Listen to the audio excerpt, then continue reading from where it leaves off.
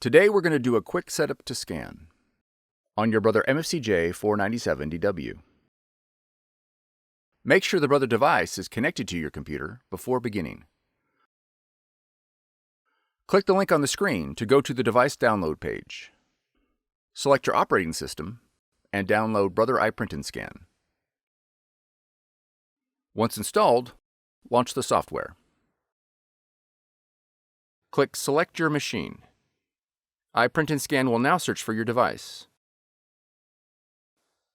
Select your device and click OK. If your device is not found, you'll need to reboot the power to your router, Brother device, and computer. Once completed, try the search again. Once your device is selected, iPrint&Scan will display all the functions that your machine supports. Your Brother device is now ready to scan. For more tutorials, FAQs, and videos, visit us at www.brother-usa.com. If you found this video helpful, be sure to subscribe. Thank you for choosing Brother.